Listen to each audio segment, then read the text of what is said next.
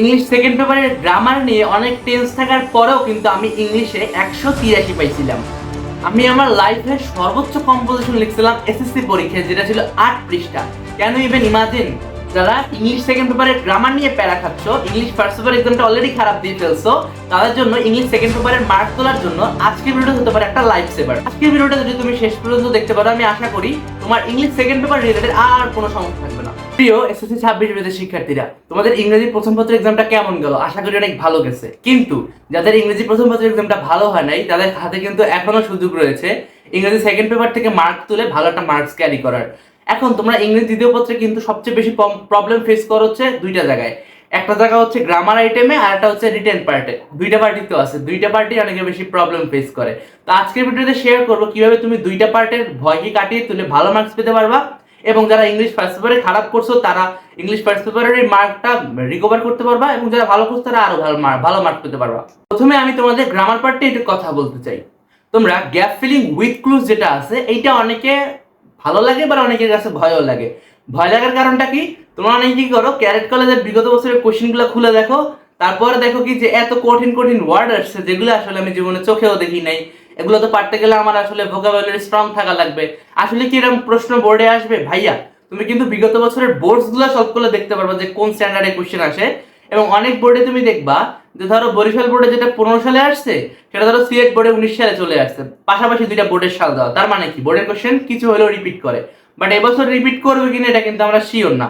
তার জন্য তোমাকে যেটা করতে হবে, তোমাদের পরীক্ষা দিয়ে আসার পরে, আমি যখন ভিডিওটা বানাচ্ছি তখন অনেক সকালবেলা, বাট তোমরা যখন দেখবা তখন আশা করি তোমাদের পরীক্ষাটা শেষ হয়ে যাবে দুপুরবেলা। তোমরা একটা ফ্রেশ ঘুম দিবা, ঘুম দিয়ে উঠেই তোমরা কি করবা, প্র্যাকটিস শুরু করে দিবা। উইথ ক্লুজটা থেকেই শুরু করবা। অ্যাটলিস্ট যদি আগে থেকে করা থাকে তাহলে 15 থেকে 25 সালে 10 বছরের বোর্ড কোশ্চেন অ্যানালাইসিস করে দেখবা যে কোনটা কোনটা পারতেছো না। প্রথম প্রথম তোমাদের লেটেস্ট কোশ্চেনগুলো সলভ করা উচিত।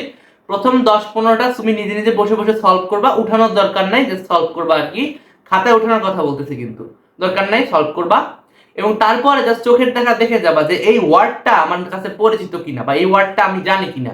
তো এইগুলা ওয়ার্ড পারো কিনা এটা দেখবা হচ্ছে অ্যাটলিস্ট 10 বছরের কোশ্চেন। নতুন নতুন কিছু ওয়ার্ড আসতে পারে, ওয়ার্ডগুলো শিখে ফেলবা। ওয়ার্ড শেখার পরে তুমি আসলে পারবা, কারণ প্রথম 10টা-15টা সলভ করার পরে তুমি বুঝে যাবে আসলে কোন ধাঁধে কোশ্চেন আসে, কোনটার পর কোনটা বসবে, তোমার একটা এক্সপিরিয়েন্স হয়ে যাবে, ঠিক আছে?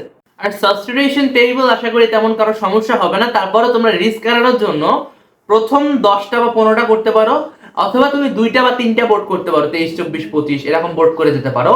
আর রাইট ফর্মস অফ ভার্বের ক্ষেত্রে কিন্তু অনেকের সমস্যাটা হয় কি, আমি বুঝতে পারি না যে কোনটার পর কোনটা বসবে। ভাইয়া দেখো, তোমার কিন্তু এখন লাস্ট মোমেন্টে রুলস মুখস্থ করার সময় নাই, আর এটা রুলস মুখস্থ করার মতো জিনিস না। আমি বারবার বলি, গ্রামার কিন্তু রুলস মুখস্থ করে তুমি যে এক্সাম হলে পারবা এরকমটা কিন্তু না। গ্রামারে কিন্তু তোমার রুলস পরীক্ষায় লিখতে দেবে না, লিখতে দেবে কি অ্যাপ্লিকেশন। তো তোমাকে অ্যাপ্লিকেশনটা পারতে হবে। এটা কেমনে পারবা? ভাই practice, practice and practice. English grammar is all about practice. তুমি আবার সেম কথাই বলবো যে বিগত বছরের কিছু কিছু বোর্ড কোশ্চেন্স আছে, ওগুলো সলভ করে যাও, রাইট ফ্রম সব ভার্ব তুমি পেরে যাবা। তারপরে যদি কোনো সমস্যা হয় অবশ্যই কমেন্ট ডাউন করবা। আমি তোমাদের যে কোনো একটা গ্রামার আইটেম তোমাদের যদি বেশি সমস্যা হয়, আমি ওইটা নিয়ে ডেডিকেটেড ভিডিও বানানোর চেষ্টা করে দিব।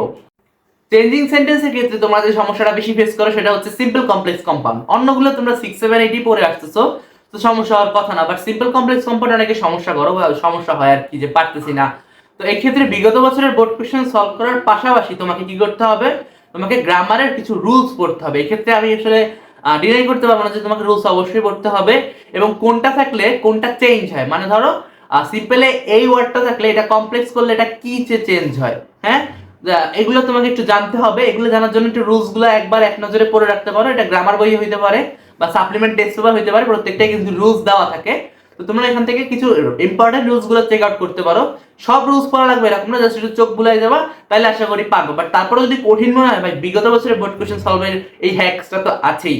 তোমাদের যেটা বেশি সমস্যা হয়, তোমরা কিন্তু অনেকেই অন্যান্য যে টপিক গুলো আছে ওগুলো পারো, বাট সিম্পল কমপ্লেক্স কম্পাউন্ড পারো না। এক্ষেত্রে তোমরা বিগত বছরের বোর্ড কোশ্চেনে যে সিম্পল কমপ্লেক্স কম্পাউন্ডের যে পার্টটা আছে, দেখবা যে যেমন যে কটা কোশ্চেন থাকে, যে কটা সিকে সিম্পল কমপ্লেক্স কম্পাউন্ড আছে একটা কোশ্চেনের মধ্যে, জাস্ট ওগুলো সলভ করো, অন্যগুলো সলভ করার দরকার নেই।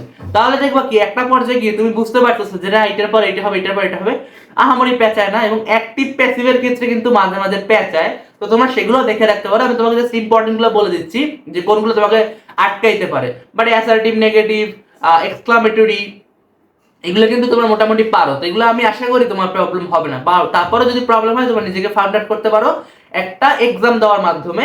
সেটা বাসায় বসে আমি প্রত্যেকটা এক্সামের আগে তোমাকে বলে দিই তোমাদের বাসায় বসে অ্যাটলিস্ট একটা মক এক্সাম দেওয়া উচিত, অথবা যে আইটেমটা নিয়ে তুমি প্রবলেম ফেস করতেছো ওইটা নিজে নিজে বাসায় বসে একটা মডেল কোশ্চেন দেখে এক্সাম দাও, তারপর নিজে নিজেই খাতারে এক্সামিন করো, দেখবা যে আসলে কোনটায় সমস্যা হচ্ছে কোনটায় হচ্ছে না।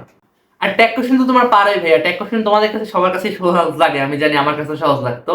ট্যাগ কোশ্চেনটা সহজই, কিন্তু ট্যাগ কোশ্চেনের কিন্তু সবসময় আমেরিকান ইংলিশটা চেষ্টা করবা। যেমন আসলে ধরো আসতে পারে যে আই হ্যাভ আ কার, এখন তুমি কি হ্যাভেন্ট আই দিবা নাকি ডোন্ট আই দিবা, কোনটা দিবা? এটা ব্রিটিশ আর আমেরিকানের মধ্যে একটা দ্বন্দ্ব লাগে, তো তোমরা আমেরিকান ইংলিশের ডোন্ট আই যেটা আছে ওইটা দিতে পারো। এটা জাস্ট একটা এক্সাম্পলে বললাম ভাই, তুমি দুইটাই দিতে পারো, এটা তুমি যেটা প্রেফার করো। বাট আমি কিন্তু আমার ক্ষেত্রে আমেরিকান ইংলিশটা বেশি প্রেফার করতাম, আর ব্রিটিশ ইংলিশটা একটু প্যারাদায়ক মনে হইতো আমার কাছে, জাস্ট ইউজ করতাম না। এইটা নিয়ে যারা প্যারা খাইতে পারো তাদের জন্য এই কথাটুকু বলে দিলাম। ইংলিশ গ্রামারের ক্ষেত্রে ছেলেপানরা যে বেশি সমস্যাটা ফেস করে সেটা হচ্ছে কানেক্টর। কানেক্টর আমার ক্ষেত্রে আমি সবচেয়ে বেশি প্যারা খেতাম ভাই, বিশ্বাস করো কানেক্টর আমি পারতামই না। তো কানেক্টর নিয়ে তুমি কি করতে পারো, কানেক্টর আগে তোমাকে বুঝতে হবে, এটা প্র্যাকটিস করে হবে না। কারণ কোনটার পর কোনটা প্র্যাকটিস করে তুমি হয়তো বা মুখস্থ করে যেতে পারো, বাট তারপরে তুমি দেখবা কি এক্সাম হলে মিলাতে পারতেছো না। তো এই ক্ষেত্রে তোমরা আসলে তোমাদের যে গাইড বইতে আছে দেখবা কানেক্টরের কিছু শীট দেওয়া থাকে যে তোমার এইটার ক্ষেত্রে এইটা ব্যবহার করা হয়, যেমন বিপরীতার্থক শব্দ বোঝাতে এই কানেক্টর ব্যবহার করা হয়, কোনো তথ্য এক্সট্রা অ্যাড করতে এই তথ্যটা ব্যবহার করা হয়, উদাহরণ দিতে এই এই কানেক্টরগুলো ব্যবহার করা হয়। তোমার যদি গাইডে বা টেক্সট পেপারে না থাকে তাহলে তোমরা আমাকে বলতে পারো, ডেসক্রিপশন বক্সে তো পিন কমেন্টে আমি আমার হোয়াটসঅ্যাপ চ্যানেলের লিংক দিয়ে দিছি। তোমাদের আমি চেষ্টা করবো একটা কানেক্টরের যে শীটের মতো আছে ওইটা আমার বই থেকে ছবি তুলে দিতে, ইন্টারের বই থেকে, সেটা আরো ভালো করে ব্যাখ্যা করে দেওয়া আছে, তোমরা চাইলে চেক আউট করতে পারো আমার হোয়াটসঅ্যাপ চ্যানেলে। সো আমি কিন্তু এখানে আর ডেইলি ইনফরমেটিভ কন্টেন্ট দিয়ে থাকি এবং তোমার সাথে ইন্টারাকশন করার চেষ্টা করি। তোমরা অবশ্যই ট্রাই করো আমাদের হোয়াটসঅ্যাপ চ্যানেলে জয়েন করার জন্য।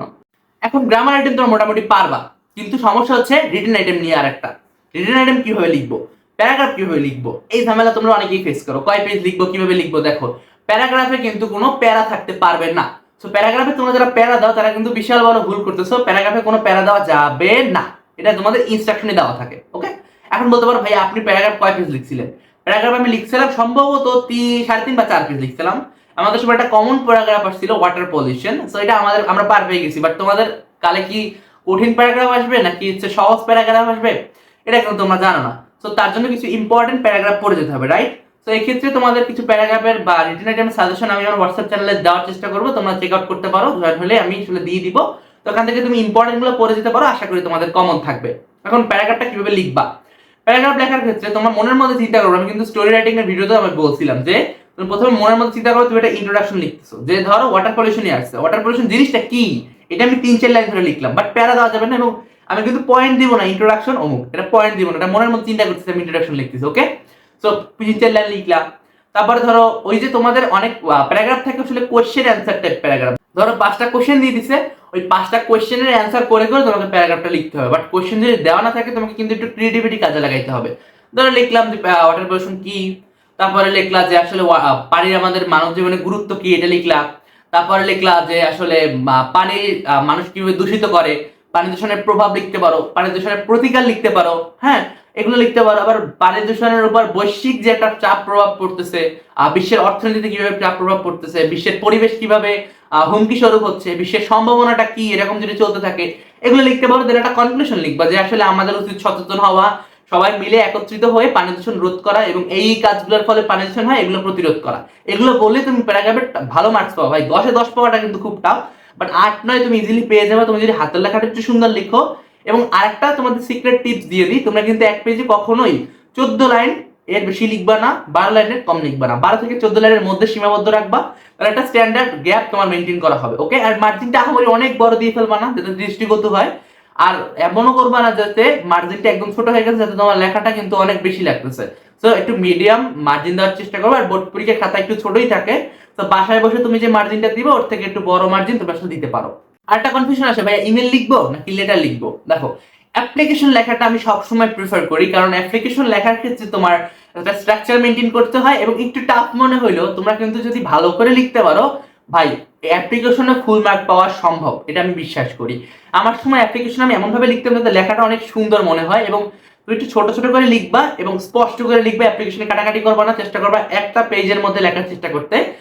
একটা পৃষ্ঠায় তুমি যদি লেখার চেষ্টা করো তুমি দেখবা যে আসলে দেখতে অনেক ভালো লাগতেছে এবং টিচারও ভালো মার্ক দিবে, এবং কাটাকাটি করবা না অবশ্যই।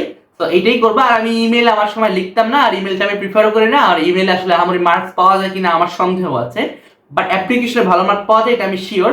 তো আমি যেটা শিওর না এটা তোমাদের বলে তো লাভ নেই, তাই না? ভাইয়ারা এবার আসলে কম্পোজিশন। কম্পোজিশন কিন্তু আমি আমার টাইমে সবচেয়ে বেশি লিখছিলাম এসএসসি পরীক্ষার ক্ষেত্রে, যেটা ছিল 8 পৃষ্ঠা। কেন ইভেন ইমাজিন কেমনে লিখছিলাম, আমি একটা ফ্লো স্টেটে চলে গেছিলাম। এখন ফ্লো স্টেট কি? এমন একটা পর্যায়ে যখন তোমার আসলে কোনো কিছু ভাবতে হচ্ছে না, তোমার মাইন্ডে অটোমেটিক ওগুলো স্পন করতেছে আর তুমি লিখতেছো লিখতেই আসো। তো আমাদের সময় আসছিল সম্ভবত student and there social services এরকম একটা কিছু, মানে ছাত্রদের মানে সামাজিক দায়িত্বগুলো এগুলো আসছিল। তো এখান থেকে অনেক কিছুই বানায় লেখা যায়। তো তোমরা চেষ্টা করবা, তোমরা চাইলে এসেতে মানে কম্পিটিশনে পয়েন্ট দিতে পারো, বাট আমার সময় কিন্তু আমি পয়েন্ট দিতাম না। আমি যেটা করতাম না সেটা তোমাদের সাজেস্ট আমি করতে পারি না 100% শিওর, তাই না? তো তোমরা পয়েন্ট দিতেও পারো, নাও দিতে পারো, ইটস টোটালি অপশনাল, বাট চেষ্টা করবা প্যারা দিয়ে লেখার। এখন কম্পিটিশনটা অনেকটা রচনার মতো, তুমি কি প্যারা দিবা না? অবশ্যই দিবা। যত বেশি প্যারা দিবা অত লিখতে সুবিধা হবে, দেখতে সুবিধা হবে। তুমি চেষ্টা করবা পার পেজে অ্যাটলিস্ট 2টা করে প্যারা দিতে, 3টাও দিতে পারো। বাট প্রথমে ইন্ট্রোডাকশনটা এন্ড কনক্লুশনটা, ভাই আমি বলছি পয়েন্ট দিবা কি দিবে না এটা তোমার উপর, বাট লিখতে তো হবে ওইভাবে, তাই না? মাথায় রেখেছো তুমি কনক্লুশন লিখতেছো নাকি ইন্ট্রোডাকশন লিখতেছো। সো ইন্ট্রোডাকশন আর কনক্লুশনটা অবশ্যই দিবা এবং ভালো করে লেখার চেষ্টা করবে, যাতে একবার পরে তোমার ভালো একটা ইমপ্রেশন ক্রিয়েট হয়। আর চেষ্টা করবা অ্যাটলিস্ট 5 থেকে 6 পেজ লেখার জন্য। এখন 5 থেকে 6 পেজ লেখার জন্য কি করতে হবে? তোমাকে অবশ্যই বেশি বেশি পড়তে হবে। তোমাদের ক্ষেত্রে কিন্তু কম্পোজিশনে অনেক বেশি মার্ক, হ্যাঁ? তো এটা চিন্তা করতে হবে, বাংলা রচনার মার্ক কম্পোজিশন মার্ক কিন্তু সেম মোটামুটি। তো তোমাদের রচনা যত পৃষ্ঠা লেখো, কম্পোজিশন এরকম লিখতে গেলে তোমাদের হাওয়া বের হয়ে যাবে, কারণ ইংলিশে কিন্তু অত লেখা যায় না, এটা কিন্তু আমিও জানি, হ্যাঁ? তোমাদের আমি রোস্ট করতেছি না, বাট অ্যাকচুয়ালি আমি রিয়েলিটি চেক দিতেছি। তো এই ক্ষেত্রে ইংলিশের ক্ষেত্রে তোমরা কিছু কোড ব্যবহার করতে পারো, চাইলে ব্যবহার করতে পারো, নাইলে টোটালি অপশনাল। যদি নাও পারো ভাই, তুমি অ্যাটলিস্ট এনশিওর করবা 5 থেকে 6 পেজ লিখতেছো। এটা কিভাবে লিখবা? বিভিন্ন গাইড বা টেক্সট পেপার মিলাবা, যে এইটা এতগুলো লাইন লিখছে এটা ভালো, এটা এতগুলো লাইন লিখছে ভালো, বাট তোমাকে ইভেনচুয়ালি বানাই লিখতে হবে, কারণ কোনো গাইড বা টেক্সট পেপার তুমি এত বড় কম্পোজিশন পাবা না যেটা তোমাকে 5-6 পেজ লিখতে হেল্প করবে। বাট হ্যাঁ, তুমি একটা ধারণা পাবা, এবং ইন্ট্রোডাকশন আর কনক্লুশনটা ডাইরেক্ট কপি পেস্ট করে দিতে পারো এখান থেকে। বাট অন্যান্য ক্ষেত্রে অন্যান্য যে ভিতরের মেইন পার্টটা সেটা অবশ্যই চেষ্টা করবা তোমার নিজস্ব ক্রিয়েটিভিটি দিয়ে লিখতে। যেমন ধরো 6 ঋতু আসলো, 6 ঋতুতে তুমি কি করবা? তুমি ইন্ট্রোডাকশন লিখলা, তারপরে কয়টা ঋতু এইসব লিখলা, তারপর হচ্ছে প্রত্যেকটা 6টা ঋতুর বর্ণনা দিলা, তারপর কনক্লুশন লিখলা, বা 6টা ঋতুর প্যারাগ্রাফ ঢুকাই দিতে পারো। যেমন তোমার ইন উইন্টারে উইন্টার মানে ঢুকাই দিতে পারো, বা উইন্টার মানে শীতকালে প্যারাগ্রাফটা ঢুকাই দিতে পারো। মানে ওই থিঙ্কিং করে লিখবো যে আমি প্যারাগ্রাফ লিখতেছি, তাহলে প্রত্যেকটা করে 2 পেজ করে লেখা হচ্ছে না প্রত্যেকটা ঋতুতে। 2 পেজ না পারলেও ভাই তুমি যদি 1.5 পেজ করেও লিখো তাহলেও তো তোমার অনেক পেজ হয়ে যাচ্ছে, তাই না? সো এইটা এনশিওর করবা যে তুমি আসলে প্যারাগ্রাফ গুলো পড়ে যাচ্ছ এটা রিলেটেড, তাহলে দেখবো কম্পোজিশন পড়তে অনেক সুবিধা হচ্ছে। ওকে, সো এটা আশা করি পারবা। তোমরা লাস্ট মোমেন্টে প্রিপারেশনের ক্ষেত্রে যদি ভয় থাকো বা দ্বিধাদ্বন্দ্ব থাকো কিভাবে পড়বো না পড়বো, তাহলে তোমরা চেক আউট করতে পারো সায়েন্স বেকারের টিম তাণ্ডব কোর্সটিতে। এর মাধ্যমে তুমি কিভাবে এক্সামের বন্ধের মধ্যে পড়েও জিপিএ 5 পেতে পারবা, তার একটা কমপ্লিট রোডম্যাপ পাবা এবং ক্লিয়ারেন্স পাবা। ইম্পর্টেন্ট তুমি সিকিউ পাচ্ছ এবং ইম্পর্টেন্ট সাজেশন তো পাচ্ছ এবং সলভ ক্লাসও পাচ্ছ, এবং মেন্টর হিসেবে পাচ্ছ আমার মেন্টর ইস্তেক সাকিব ভাইয়াকে। আমারও যেহেতু মেন্টর ছিলেন উনি, আমি অবশ্যই তোমাকে এইটুকু নিশ্চয়তা দিতে পারি যে তিনি তোমাদের নিরাশ করবেন না, এবং তুমি একটা ভালো আউটপুট তার থেকে আশা করতে পারো। এবং তুমি কিন্তু খুব কম টাইমে physics, chemistry, general math, higher ম্যাথের মতো কঠিন সাবজেক্ট শেষ করতে পারছো। তোমরা অবশ্যই দেরি না করে চেক আউট করতে পারো টিম তাণ্ডব কোর্সটিতে। আমি ডেসক্রিপশন বক্সে অথবা পিন কমেন্টে তাদের যোগাযোগ করার মাধ্যম দিয়ে দিছি। তুমি ওখানে মেসেজ করে যদি আমার কথা বলো তাহলে তুমি একটা ভালো পরিমাণ ডিসকাউন্ট পেয়ে যাবে। সো দেরি না করে চেক আউট করো ডেসক্রিপশন বক্স অথবা পিন কমেন্ট।